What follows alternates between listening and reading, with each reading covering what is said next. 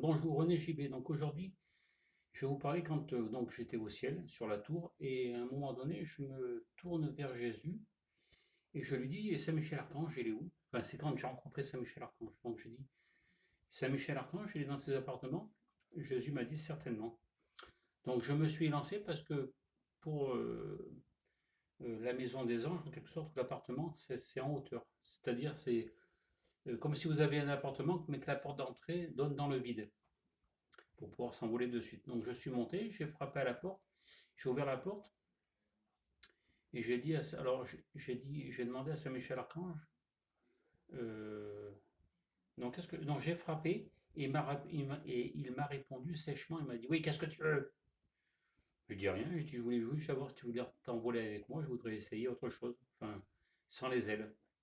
Et il était en train de forger quelque chose, il était devant un enclume, il était devant un feu et j'avais l'impression qu'il forgeait quelque chose. Il était torse nu, il avait les cheveux un peu, je pense, frisés, mais ça faisait quand même une grosse épaisseur sur sa tête, blond, torse nu.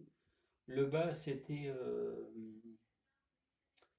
merde, comment on appelle ça? Comme avaient les, pas les Vikings, les Romains, un peu habillés comme ça, comme une espèce de jupe en cuir ou je ne sais pas comment ça s'appelle exactement. Et le dessus, il était torse nu avec des brelages comme ça en croix. Alors, je ne sais pas si c'était pour tenir ses ailes. Et donc j'ai dit, bon, bah, je t'attends dehors. Et je suis sorti, il était juste derrière moi et on a volé tous les deux dans la pièce, dans la grande, enfin pas la pièce, dans la grande salle. On a fait des virevoltages dans la salle. Et lui, moi j'étais devant, lui était derrière. Alors, je ne sais pas qui allait plus vite ou qui allait moins vite, je ne sais pas. On a volé pendant un moment. Je suis toujours passé à côté de Jésus, enfin le grand Jésus qui avait au coin d'un mur. Et à un moment donné, enfin, on a volé pendant un moment dans la salle du ciel. Et après, je suis redescendu sur la tour, mais lui, il est reparti dans ses appartements, je crois. Il avait peut-être autre chose à faire. Voilà, c'était pas une vidéo très très longue, mais et après, euh, donc après ça, je vais vous le raconter maintenant. Jésus me dit: quelqu'un que tu connais très très bien m'a offensé, Bruno. Je dis quelqu'un qui je connais très très bien, enfin, je vous dirai pas qui exactement. Et donc il m'a dit qui. Alors là, euh, j'étais en sanglots. J'ai pas compris pourquoi, quel était le blasphème que ces personnes avaient pu dire.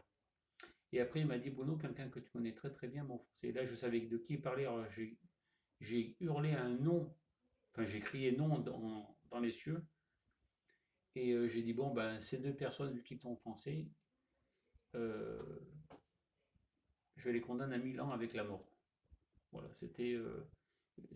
Jésus attendait la punition, parce que ce n'est pas Jésus qui punit en général, ce sont les gens de la famille. Lui ne punit, en général, ne punit pas. Et par contre, Jésus ne pardonne pas, pardon, excusez-moi, Jésus ne pardonne pas aussi facilement que pourrait croire la religion en elle-même.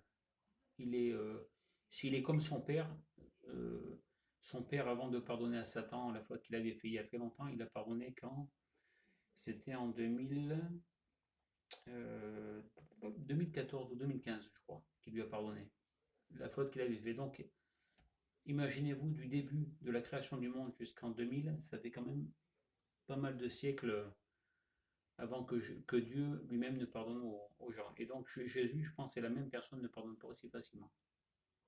Et vous avez beau pleurer, il faut, euh, il faut montrer patte blanche si vous voulez sortir de l'endroit où vous êtes. Voilà. Et bien sur ce, la punition. Donc là j'ai fait un 2 3 3 et 4 et puis et la 5 aussi, je vous dirai ce qui m'est arrivé plus tard. Et là c'était avec le Père éternel et sur les toits de sa maison. Voilà. Allez, je vous souhaite une bonne journée.